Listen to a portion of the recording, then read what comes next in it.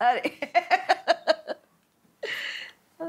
अगं हेमा माझ्या प्रेमा, oh my God, हे गाणं तर आजही फेमस आहे. ट्रेंडिंग आहे. हो, आजच्या ट्रेंडिंग भाषेत म्हणायचं आहे. तर ट्रेंडिंग आहे. हो, ट्रेंडिंग आहे. आणि माझा जो लूक होता, हं.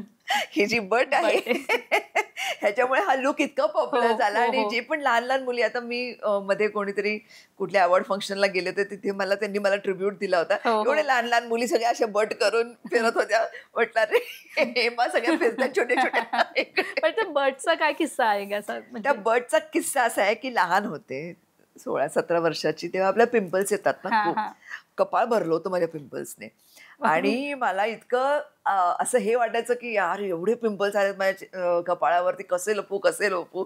बरं, माझा तो साधना कटचा एक होता.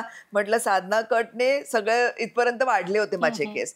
तर आणि तिथं ऐनवेळी असं आजचं कसं हेअर ड्रेसर आणि हं. हे आणि ते ते तसं तसं काही एवढे नसायचं. हं. एवढ्या काही सुविधा नसायच्या आमच्या काळी.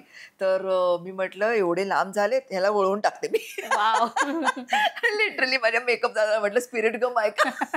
म्हणजे आणि स्पिरिट गमने माझी अशी बट तयार करायची आणि फिरून चिटकून टाकायचे. जे पिंपल्स लपवण्यासाठीची बड्स आहेत. त्यामुळे नवीन हेअरस्टाईल नवीन आपण हेअरस्टाईल तेव्हा ती पैदा झाली आणि आता आजही सगळ्या मुली हो. ती हेअरस्टाईल करतात.